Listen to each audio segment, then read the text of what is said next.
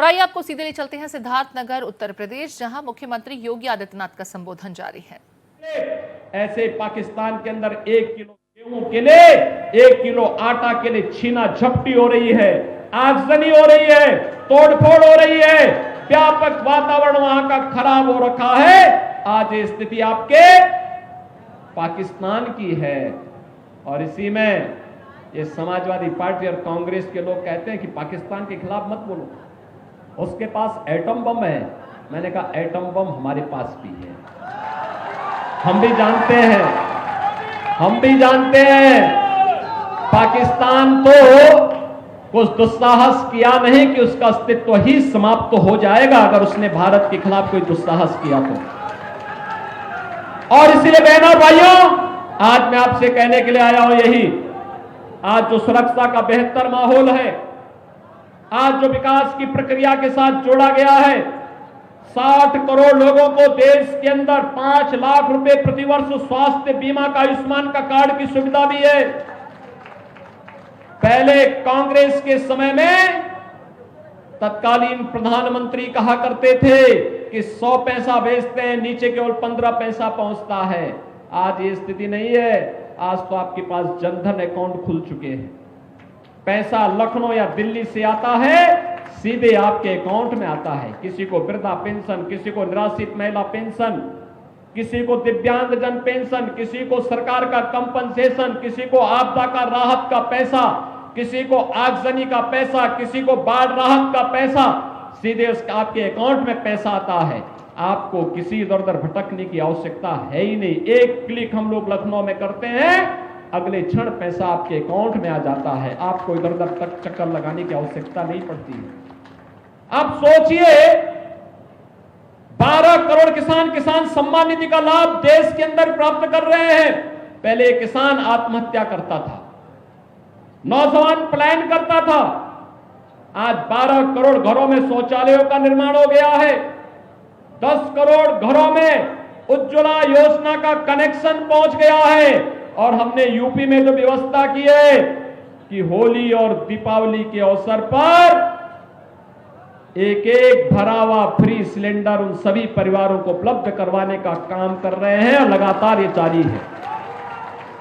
बहनों और भाइयों, एक और ये गरीब कल्याणकारी योजनाएं, वहीं हर गरीब के सिर ढकने के लिए एक आवास, 4 करोड़ आवास देश के अंदर मिले हैं।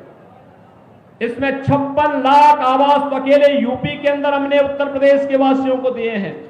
और मोदी जी ने घोषणा की है, चुनाव परिणाम आने दीजिए, फिर एक बार मोदी सरकार जब बनेगी तो बनते ही 70 वर्ष से ऊपर के हरेक व्यक्ति को, 70 वर्ष से ऊपर के हरेक व्यक्ति को प्रतिवर्ष 5 लाख रुपए की स्वास्थ्य बीमा की सुविधा उपलब्ध करवाएंगे। 5 लाख का उपचार वह कहीं भी देश के अंदर जाके करा सकता है।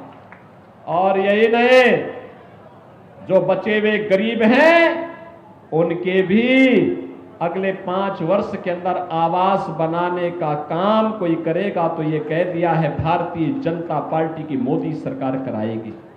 बहनों और भाइयों, आज आपके पास बाढ़ बचाव के भी बेहतर उपाय हो चुके हैं। विकास भी है, सम्मान भी है, सुरक्षा भी है, गरीब कल्याण भी है। इन सबको आगे बढ़ाने के साथ साथ आज के दिन पर आप में से कितने लोग अयोध्या दर्शन करने के लिए गए हैं? वाह भाई, पूरा सिद्धार्थनगर ही दर्शन करके आ गया। इधर अयोध्या अब अच्छी लग रही है ना? लग रही है ना?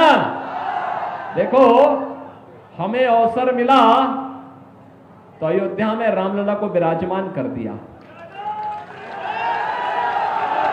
और इस समाजवादी पार्टी के लोग राम भक्तों पर गोली चलाते थे। समाजवादी पार्टी के महासचिव का बयान आपने पढ़ा होगा, क्या कहते हैं? कहते हैं राम मंदिर बेकार बना है। अरे बेकार तुम अपने आप को नहीं कहते हो, राम तो जगत नियंता है, परमपिता परमेश्वर हैं, वह तो सृष्टि के रचयिता है। और राम के बगैर हमारा कोई काम नहीं, और जो राम का नहीं वो हमारे किसी, हमें स्पष्ट बोलना चाहिए जो जनता की आवाज है देश के अंदर, कि जो राम को लाए हैं, जो राम को लाए हैं, हमको यही बोलना है और इसी मुद्दे को लेकर के आगे बढ़ना है। ये राम भक्तों पर गोली चलाते थे। याद करिए, जब ये सपा और कांग्रेस का गठबंधन होता है, कोई अनर्थ जरूर होता है। जब केंद्र में कांग्रेस की सरकार थी, प्रदेश में समाजवादी पार्टी की सरकार थी, तब अयोध्या में राम जन्मभूमि पर आतंकी हमला हुआ था। काशी में संकट मोचन मंदिर पर आतंकी हमला हुआ था। तब अयोध्या, लखनऊ और वाराणसी की कचहरियों पर हमला हुआ था। और अखिलेश यादव जब मुख्यमंत्री बने थे, इन्होंने सबसे पहला काम क्या किया था मालूम है? आतंकवादियों पर दायर मुकदमों को वापस लेने का शर्मनाक काम किया था। और तब न्यायालय ने इनको कहा था कि आतंकवादी छूटेंगे नहीं।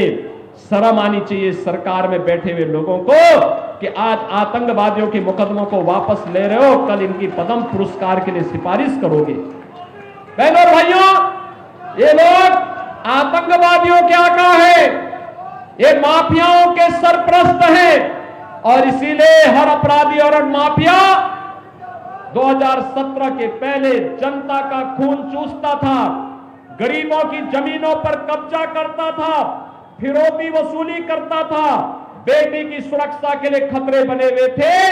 और आज जब इन सभी माफियाज को हम लोगों ने उल्टा टांगने का काम किया है, कुछ लोगों की राम नाम सत्य की यात्रा निकल गई है, तो अब समाजवादी पार्टी को पीड़ा होने लगती है। उनको पीड़ा होती है। ये क्या हो रहा है? ये किसी गरीब के साथ इनकी संवेदना नहीं है, किसी दलित के साथ इनकी संवेदना नहीं है, इनकी संवेदना माफिया के प्रति है। अभी आपने देखा होगा, ये दुर्दांत तो माफिया मरा था, उस माफिया के यहां मातम मनाने के लिए समाजवादी पार्टी के लोग पहुंचे हुए थे। देखा होगा ना आपने। देखो, कोई गरीब के साथ कोई घटना घटित हो जाए, इनकी संवेदना उस गरीब के साथ नहीं होती है।